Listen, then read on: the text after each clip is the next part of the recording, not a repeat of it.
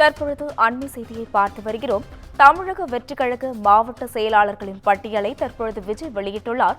இதுகுறித்த கூடுதல் தகவல்களை செய்தியாளர் கீதன் வழங்க கேட்கலாம்.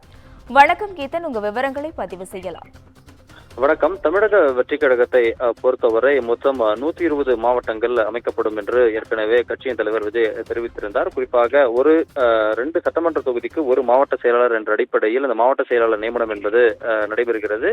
ஏற்கனவே 5 கட்டங்களாக 95 மாவட்ட செயலாளர்கள் நியமனம் செய்யப்பட்ட நிலையில் எஞ்சியிருக்கக்கூடிய மாவட்ட செயலாளர்கள் பட்டியலில் இன்று வெளியாகும் என்று எதிர்பார்க்கப்பட்டது. ஆனால் அதில் சில இழுபறிகள் இருப்பதாக தகவல்கள் வெளியாகி இருக்கக்கூடிய நிலையில்தான் ஏற்கனவே தமிழக வெற்றிக் கழகத்தில் மாவட்ட அளவிலான பொறுப்புகளுக்கு பணம் வசூலிக்கப்படுவதான குற்றச்சாட்டுகள் எல்லாம் வெளியாகி இருக்கின்ற நிலையில்தான் ஏற்கனவே கட்சியில் உழைத்தவர்களுக்கு பொறுப்புகள் வழங்கப்படும் என்று, அதாவது ரசிகர் மன்றத்தில் உழைத்தவர்கள் கட்சி பொறுப்புகள் வழங்கப்படும் என்று பொதுச் செயலாளர் அறிவித்த நிலையில் தற்பொழுது விஜயினுடைய முன்னாள் கார் ஓட்டுநரும் தற்போது உதவியாளராக இருக்கக்கூடிய ராஜேந்திரன் என்பவருடைய மகன் சபரிநாதனுக்கு தென் சென்னை மேற்கு மாவட்ட செயலாளர் பொறுப்பு என்பது தற்பொழுது வழங்கப்பட்டிருப்பது கட்சியின் என்பதில் ஒரு அதிருப்தியை ஏற்படுத்தியிருக்கின்றது.